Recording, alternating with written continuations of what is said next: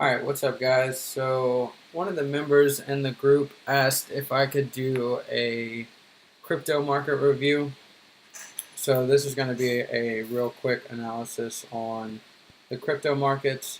Just keep in mind I don't trade the crypto markets primarily because there isn't enough data for me to look back and basically see what they've done compared to looking at a forex pair. So just looking at this right off the bat, you could see that there isn't much data, right? Like it's just consolidated, pushed up, really pushed up super high. Now, if we look at like GBP USD or something like that, look how much data we have to go back, right? So I could go in this piece of price action and see what they did. I could look in the consolidation and see what they did. I could look in this and see what they did. But whenever I'm looking at crypto, there isn't the same amount of data. So that makes it a little bit harder to read price. With this, I would do the same thing that I do with the Forex markets though. I would still mark out all my key resistance and support levels. So right here is a level of support.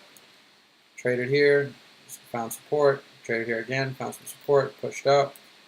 So will this hold again as support? We don't really know until it gets down here.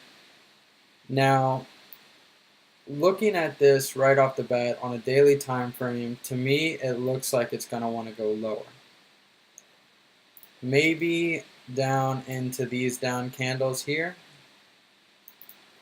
which led to this big push up, right? So this should hold as support, but again, there just isn't enough price data for me to go back and test it to actually see, I guess, more clearly of what I would expect. But if it goes lower, I would expect this level to come in as some level of support. If it doesn't, then more than likely what it's going to want to do is, so if it trades here, let me make this bigger. So it could trade into the gray box and then start trading higher from there. Or we could see it break the gray box, use the gray box, which should have been support, as now resistance, and then ultimately trade lower, coming back in down here. I don't think it's going to go back to $0, but it may have to clear out these lows here, because think about all the people that bought Litecoin here, right? They bought Litecoin for $100, rode all the way up almost to $400. So the market doesn't want to let those people stay in, so they would want to take it lower to take them out before they take it higher. So again, there just isn't enough data for me, I feel, to make an accurate prediction, but from what I see based off price action right here and the technicals, I would expect it to come lower, at least to hit this support level or this gray box, which would act as support, before we see higher prices, because all these down candles, there's nothing really that signifies that this would be used for buying. I see that it looks like they're selling this to me. So let's take a look at the others real quick. So looking at Bitcoin, again, kind of the same thing. And this is really why I don't like trading cryptos, because they're very volatile, and yes, you can make a lot of money, but you can also lose a lot of money, and it's really easy to lose money when you don't have a lot of data to test and see what's going on. So these down candles before this push up is what's holding right now as support. So traded into it, found support, traded back, found some support. So I'm expecting this again to act as support. The 7,000 price point should act as some level of support, but if we get this scenario where we trade below it, then again, I'm going to be looking for lower prices in Bitcoin.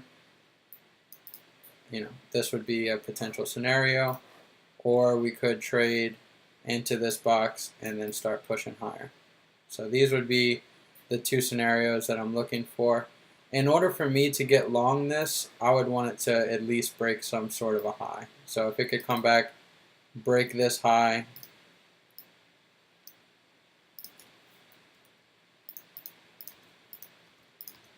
so if it could break this high, something like this, come back and retest that, and then push higher, this would be a scenario that I would like for a long. But with it moving down like this, you know, even though this is a level of support, again, I just don't know if it's going to hold. So that's not high probability enough for me to take this. So that's what I'd be looking for with Bitcoin. And let's look at the last one. So yeah, they're all basically showing the same thing, right? They're all into levels of support, but we don't know if these support levels are going to hold.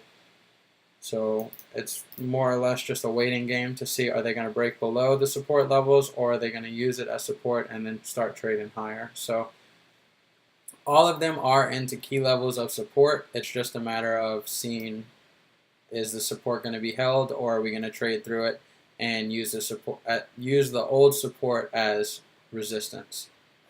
So hope this helps you guys. If you have any questions or anything, just drop them in the comments below and I will check those to answer it. And also in the description you'll find a couple links, and the first two is my Facebook group and my Telegram channel. Both are completely free, and that's basically where I share my Forex analysis, and if you guys want more crypto videos, I'll start doing that.